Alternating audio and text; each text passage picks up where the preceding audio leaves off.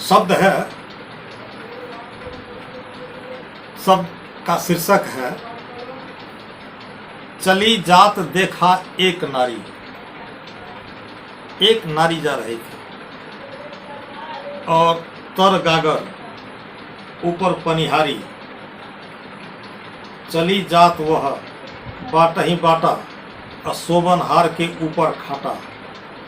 ये शीर्षक है।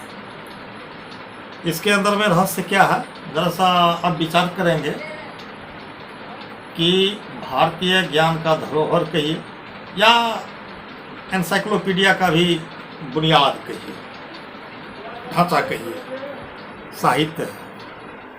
जो साहित्य हमारे भारत में, इसको क्या कहिएगा, आज तो दूरदर्शन का युग है, सॉफ्टवेयर का ज़माना है, चंद प्रकार की भाषाओं को आप सुन रहे होंगे, पर जो कैपेसिटी इन भारतीय भाषाओं को है, वही भाषा और वही शब्द कहीं तो प्रेम का बौछार का वर्षा कर देगा, वही भाषा वही शब्द एक क्रोध का आग लगा देगा। एक शब्द जिन्होंने देश को एक सूत्र में बांध के रखा, एक शब्द ये कहीं किसी समूह में विस्फोट करा दिया और विवाद उत्पन्न कर दिया। ये शब्दों की विशेषता है जो शब्द का जन्म भारत में हुआ है। भारत के अलावा आप अगर किसी मुल्क में देखिएगा तो इतना प्यारा भाषा नहीं है। इन भाषाओं को के आधार पर साहित्य की रचना हुई, ठीक है। अब साहित्य भी हमारे यहाँ दो भाग में है, एक है इसका गद्य भाग, एक है पद भाग, दोनों का अलग अलग विशेषता है। गद्य भाग में क्या है, तो एक छोटी सी बातों को आपके अंदर सत्यापित करने के लिए एक बहुत बड़ी कहानी का प्लेटफॉर्म बनाया जाता है। उसके मध्य में आपको एक बात का शिक्षा और संदेश दिया जाता है, मोरल है उस कथा का, ठीक है। एक जो है पद भाग, वहाँ बहुत सारी बातों को, सारी कथाओं को सिमट करके सिर्फ एक लाइन में कर दिया जाता है। जैसे इस शब्द का जो रहस्य है, इस शब्द का जो मिस्ट्री है, मैं आप लोगों के सामने रखना चाहता हूँ। हम हैं और हम भी दो भाग में हैं, एक जड़ भाग में है, एक चेतन भाग में है। अब दोनों का जड़ है, चेतन है, तो चैतन्य जो है हमारा वह सुख की राशि है, जड़ जो है सुख दुख दोनों की राशि है।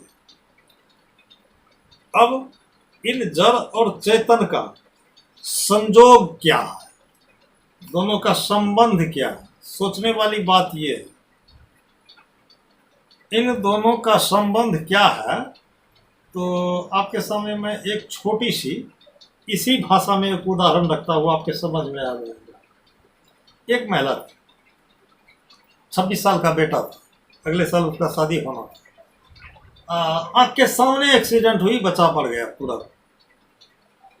माँ के आंख में कैसा रोना आया होगा। अगर दुनिया की कोई शक्ति चाहे उसके रोना को हंसने में बदलने के लिए ये संभव नहीं है, ठीक है।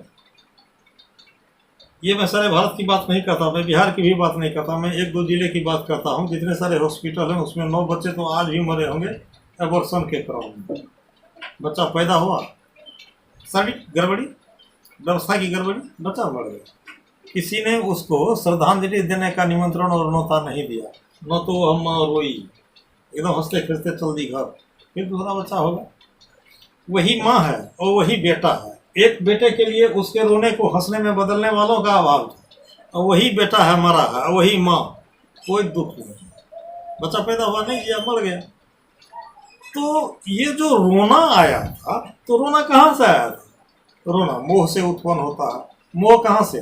तो संग से उत्पन्न होता है। वह 26 वर्ष की जिंदगी जिस माँ के प्यार में वो बेटा लिया था, उन दोनों में जो संग हो गया वह एक प्रकार का माया है, एक प्रकार का मोह है।